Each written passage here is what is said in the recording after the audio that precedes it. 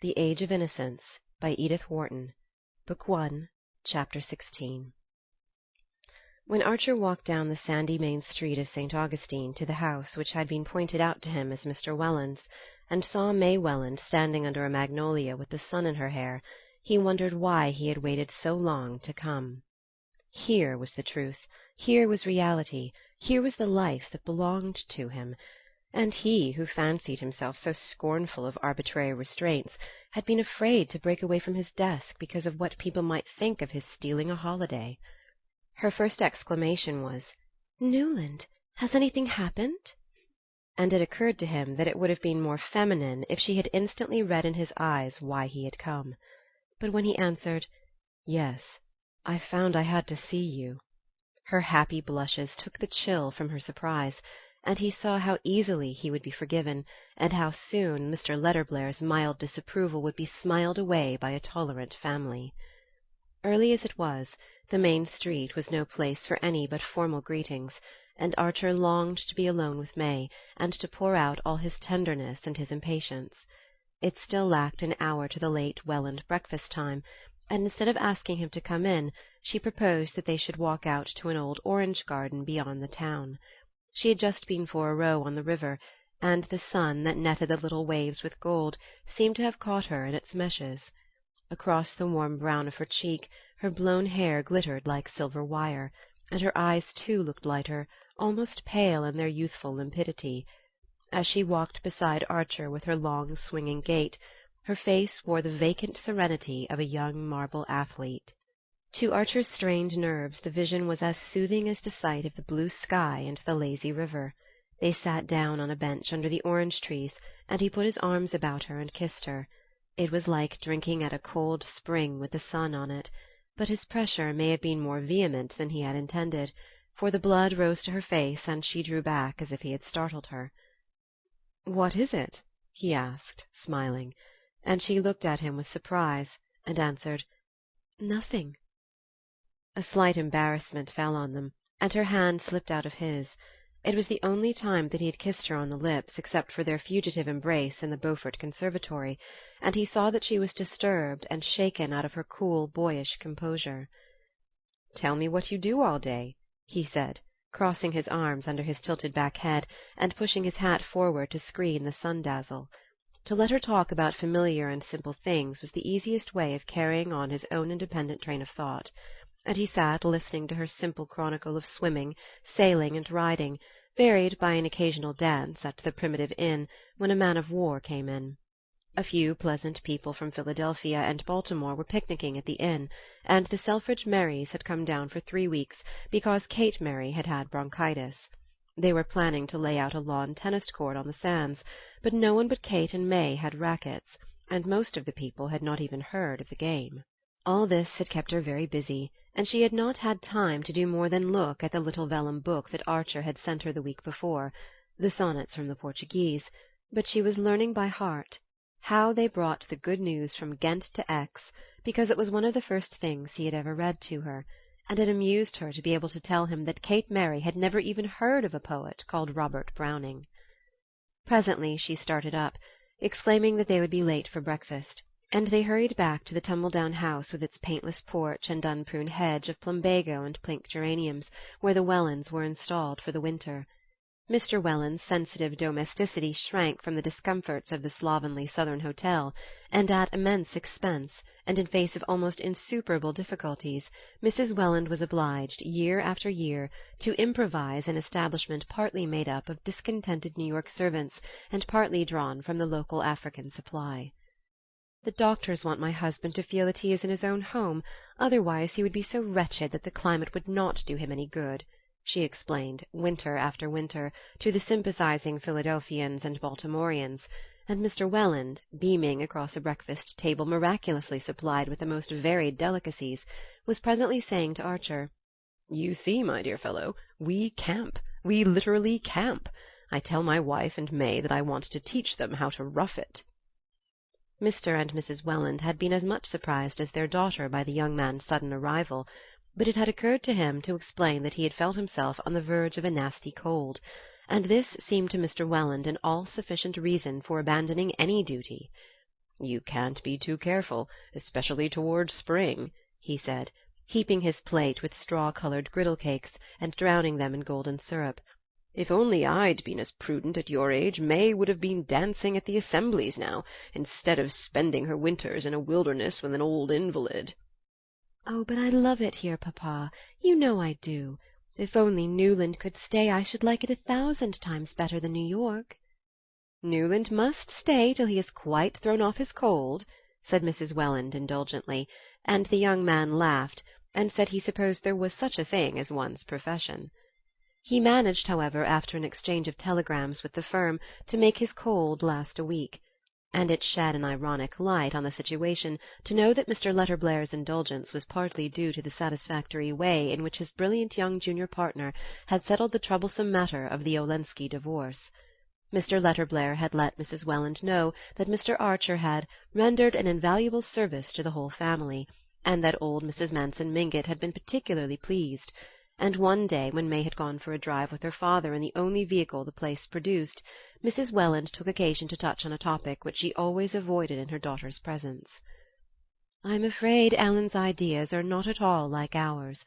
She was barely 18 when Medora Manson took her back to Europe. You remember the excitement when she appeared in black at her coming-out ball? Another of Medora's fads. Really, this time it was almost prophetic. That must have been at least 12 years ago, and since then Ellen has never been to America. No wonder she is completely Europeanized." "But European society is not given to divorce. Countess Olenska thought she would be conforming to American ideas in asking for her freedom." It was the first time that the young man had pronounced her name since he had left Skuytercliff, and he felt the colour rise to his cheek. Mrs. Welland smiled compassionately. "That is just like the extraordinary things that foreigners invent about us. They think we dine at 2 o'clock and countenance divorce. That is why it seems to me so foolish to entertain them when they come to New York. They accept our hospitality, and then they go home and repeat the same stupid stories." Archer made no comment on this, and Mrs. Welland continued, "But we do most thoroughly appreciate your persuading Ellen to give up the idea.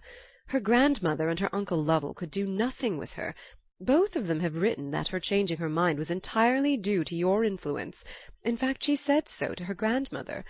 She has an unbounded admiration for you. Poor Ellen! She was always a wayward child. I wonder what her fate will be." "What we've all contrived to make it," he felt like answering. "If you'd all of you rather she should be Beaufort's mistress than some decent fellow's wife, you've certainly gone the right way about it." He wondered what Mrs. Welland would have said if he had uttered the words instead of merely thinking them. He could picture the sudden decomposure of her firm, placid features, to which a lifelong mastery over trifles had given an air of factitious authority. Traces still lingered on them of a fresh beauty like her daughter's, and he asked himself if May's face was doomed to thicken into the same middle-aged image of invincible innocence. Oh no, he did not want May to have that kind of innocence, the innocence that seals the mind against imagination and the heart against experience. "I verily believe," Mrs. Welland continued, "that if the horrible business had come out in the newspapers it would only have been my husband's death-blow. I don't know any of the details. I only asked not to, as I told poor Ellen when she tried to talk to me about it. Having an invalid to care for, I have to keep my mind bright and happy. But Mr. Welland was terribly upset. He had a slight temperature every morning while we were waiting to hear what had been decided. It was the horror of his girls learning that such things were possible. But of course, dear Newland, you felt that too. We all knew that you were thinking of May." "I'm always thinking of May," the young man rejoined, rising to cut short the conversation. He had meant to seize the opportunity of his private talk with Mrs. Welland to urge her to advance the date of his marriage, but he could think of no arguments that would move her, and with a sense of relief he saw Mr. Welland and May driving up to the door. His only hope was to plead again with May, and on the day before his departure he walked with her to the ruinous garden of the Spanish mission. The background lent itself to allusions to European scenes, and May, who was looking her loveliest under a wide-brimmed hat that cast a shadow of mystery over her too clear eyes, kindled into eagerness as he spoke of Granada and the Alhambra. "We might be seeing it all this spring, even the Easter ceremonies at Seville," he urged. exaggerating his demands in the hope of a larger concession. "Easter in Seville, and it will be Lent next week," she laughed. "Why shouldn't we be married in Lent?" he rejoined. But she looked so shocked that he saw his mistake. "Of course I didn't mean that, dearest, but soon after Easter, so that we could sail at the end of April. I know I could arrange it at the office." She smiled dreamily upon the possibility, but he perceived that to dream of it sufficed her. It was like hearing him read aloud out of his poetry books the beautiful things that could not possibly happen in real life. "Oh, do go on, Newland. I do love your descriptions." "But why should they be only descriptions? Why shouldn't we make them real?" "We shall, dearest, of course. Next year." Her voice lingered over it. "Don't you want them to be real sooner? Can't I persuade you to break away now?" She bowed her head, vanishing from him under her conniving hat-brim. "Why should we dream away another year? Look at me, dear. Don't you understand how I want you for my wife?" For a moment she remained motionless, then she raised on him eyes of such despairing clearness that he half released her waist from his hold. But suddenly her look changed and deepened inscrutably. "I'm not sure if I do understand," she said. Is it because you're not certain of continuing to care for me?" Archer sprang up from his seat. "My God! Perhaps I don't know," he broke out angrily. May Welland rose also. As they faced each other she seemed to grow in womanly stature and dignity. Both were silent for a moment, as if dismayed by the unforeseen trend of their words. Then she said in a low voice, "If that is it, is there someone else?" "Someone else? Between you and me?" He echoed her words slowly, as though they were only half intelligible, and he wanted time to repeat the question to himself. She seemed to catch the uncertainty of his voice, for she went on in a deepening tone. "Let us talk frankly, Newland. Sometimes I've felt a difference in you, especially since our engagement has been announced." "Dear, what madness!" he recovered himself to exclaim. She met his protest with a faint smile. "If it is, it won't hurt us to talk about it."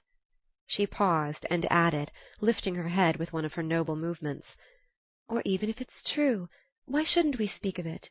You might so easily have made a mistake." He lowered his head, staring at the black leaf pattern on the sunny path at their feet.